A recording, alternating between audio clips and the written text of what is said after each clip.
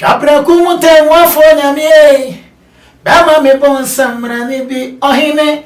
Oye Dr. Kesienti. Sane bachi waye yo. Anasi kokru kwa watu 110 Eferiasi afane nyina so. Udi moja imitreso muso. Brakase jamado ensamrani fatao. Erade inshirao. Midin ede ohine ba Clement. If you are the biade, me share Confidence TV. Na me share so na me share Prophetess Mama Jane. Ewo the motivational words or the brain. Me patcho wo de share. Na wa ba be di ho dance ebo dumienu pe which is 12 o'clock pe. Ye nyina yenko Confidence TV. YouTube ehfa wo de streaming live. Na share Prophetess Mama Jane. Na obeyin share.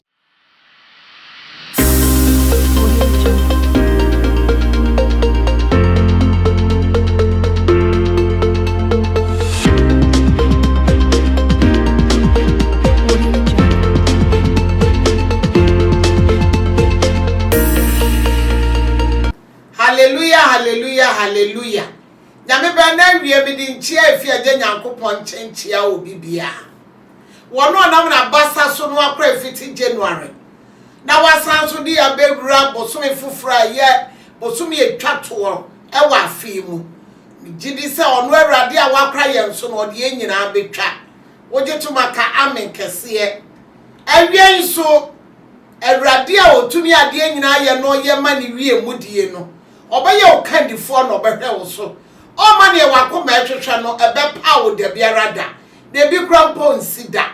odofo ka wakoma to yam na awurade a wakra ye no wo ye ketuafo a obokwantu ba bi ekwan ni obehye ne die no manyamama ifasa kwantu chia wo bibia oh the Church of Pentecost chia wo bibia amam from central pokuase amam from central bi chia wo bibia me fasa kwan yi so na awie me nkyere ho ene me nche me mabiti ame na so se ma ya na wotam na ekododo enu ntine me nche bebre fa wodra kronkron no na ye twa bibi wa Isaiah odi fa Isaiah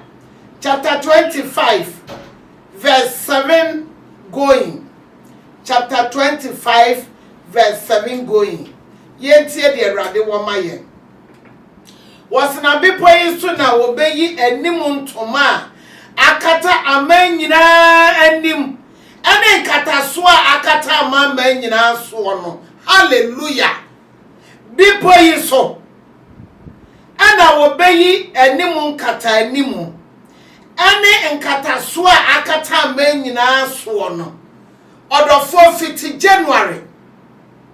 edia no bonefo ade akata wabra boso efra finfiti ase ade akata so no bonefo ade akata wadwuma so wade akata wo sika so wade akata wo nkwa so wade akata wo yedie so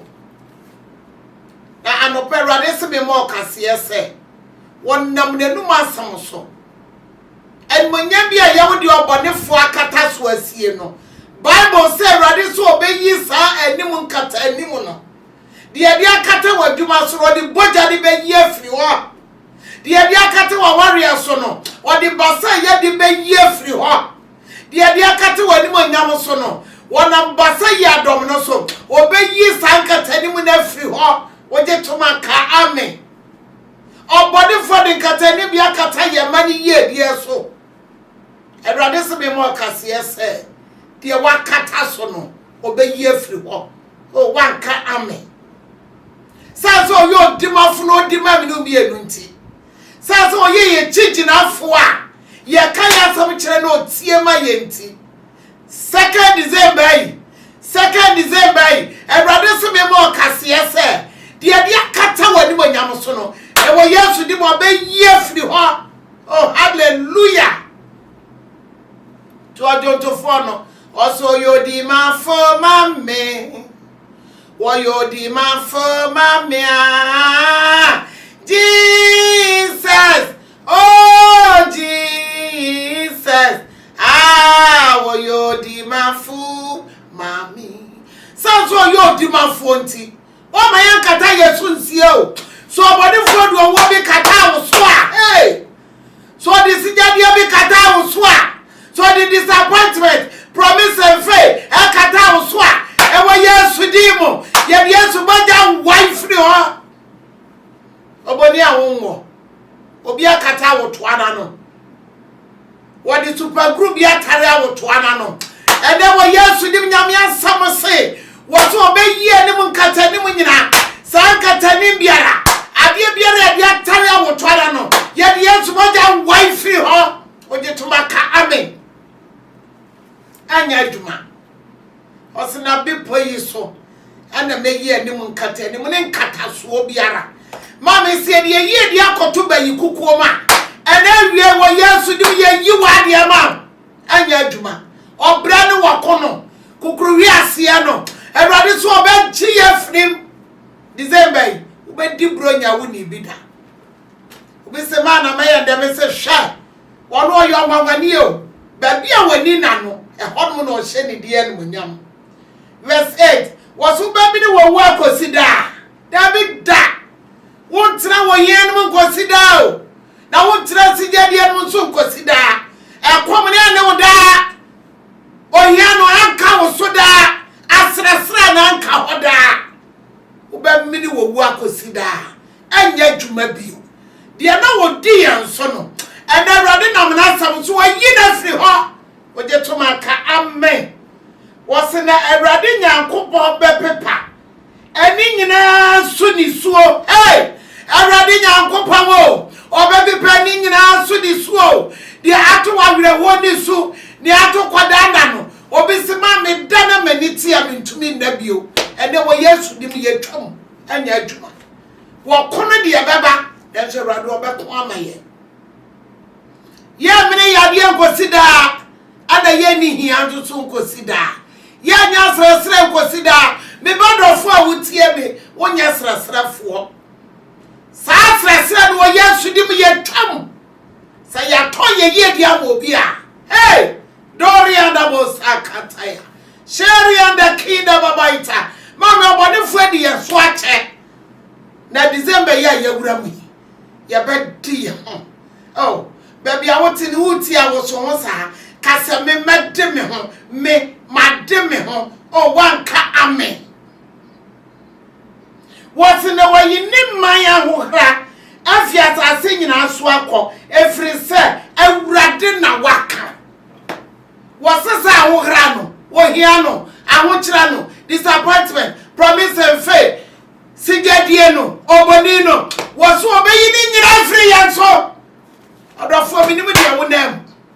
enka obenku wa abusuanim enka obenku wa asori fie ho na nka wodie de bia na nka wamoamo na ye tretre yansa wo so ene Awurade se me mo kase ase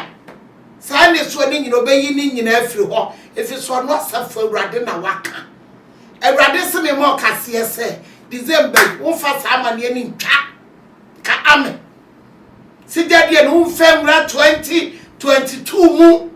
konia no obeyi afiri ho luka ya mama awie me busa wo se wo ha pa ne se wo dade ne se na asem no de amaye no me pesa wo de ye wo prayer topic for this month before December ne be kwa wie ye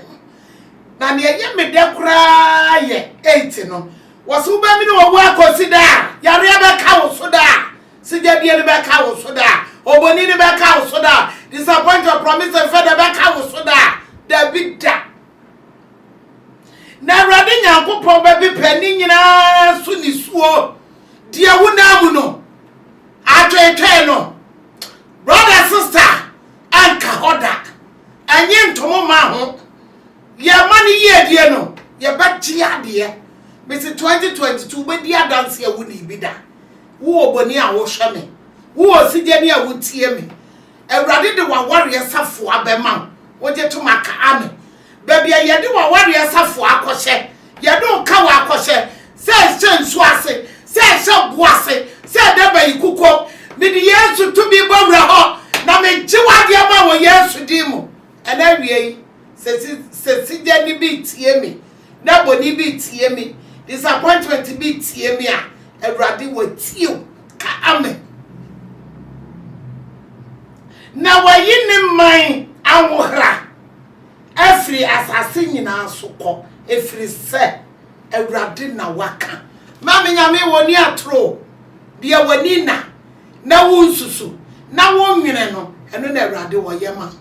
me badofo me maame a wutie me nua be ma me dofo ba akopɛ e dia be pa no ha ana wo ha ana bire na wo koribo enu titie na wo bi de bra na be mawa awo me tie na Yesu se udi bra na be mawa awo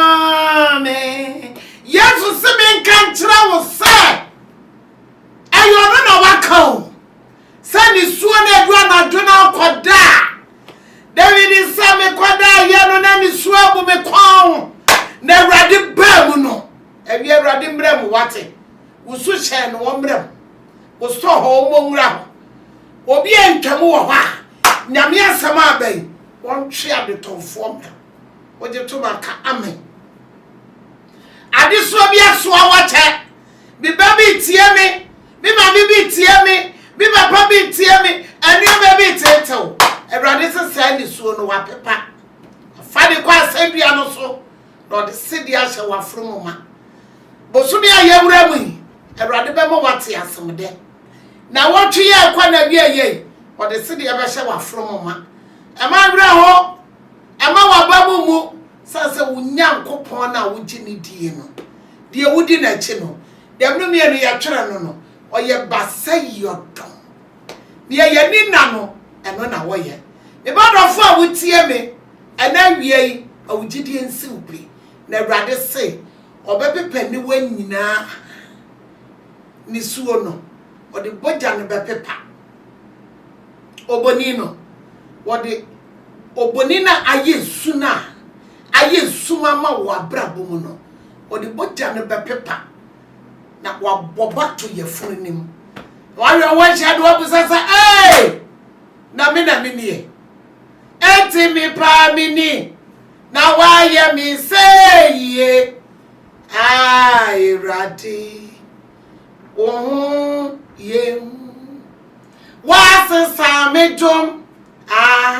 na wasesa me shebre Yesu wasesa me di edi ananka srefo wode sereme enti mi pa mi ni na wa ye mi seyi Awurade wo ye esa ni wo ye hunti ena na awie wode na sam kasa kyerem no wie no se de Yesu ache de ye prehwehwe de ye kondo na ye mfa ye ni hu no ono Awurade se sa ni suo no wapepa sa nkatani mu no wayi sa so no nyame ana waka ba bia ye di ye ko hye no de ya de amaye December obepeja no de amman oje to maka amen ena me no nkasa nche de wo nyame asem a wo de amaye so me for your prayer topic so be we for your prayer topic na ye nhwe de Awurade beye de obokwanto ba bia kwan ni bi esumusie na obogura ho ema han ba no onye wuye na won hwe so Awurade kai wo de hia dem won kai wo de hia dem ne wani na ne wo kra wo nwene mo on fema wo do for prophetess mama di ifia da wie bia dumienu kan Confidence TV ubenya me wo ho Facebook prophetess mama di ubenya me programs ebere ifasa kwan so de ma district de to wanim so masene wate na de bia mentumi fe kranchansami emre on man Ghana e bia wonu ya bi dat team wo hu de wo ye then so tia ebebe na ni apa no so me mobile money number enie 0246 871917 0246 871917 edi ebeba ejeneta jekum ba ko pe ebi ni ba bia minimo so obeso masene na wo so masene a nyame mma wo bra nye kwa nyame mma wo busade enye kwa ka minya wo boni bi na ko ni nyame akonchia oni nyame atunchia na wa so masene minyo osigye ni bi minyo obi a wo pa ne visa a wonya wasema meso wasene na ye hwe de brade beye ketua bi ensa do obenya wo de meso masene no minim so obeye Ewrade nshira na onye wo yie Ewrade nya okese kofa bai Confidence TV me ameba AB Ewrade nshira me product team me damase eye Bansi Henry afifi mohima nyame nshira mo ye wone dasene twapra kumute mwafo nyame bama me bonsamra ni bi ohine oye Dr. Kesienti sane bachi waye yo anasi kokru kwa watu wontentan eferiasi afane nyina so odi moja imitreso muso brakase jamado ensamra ni fatao erade inshirao midin ede ohineba Clement if you are bia de me hwe Confidence TV na me hwe so a na me hwe Prophetess Mama Jane ewo ne motivational words or the brain me patcho o de hwe na wa ba be di ho adanse ebo dumienu pe which is 12 o'clock pe ye nyina yenko Confidence TV YouTube enfa o de streaming live na hwe Prophetess Mama Jane na obeyi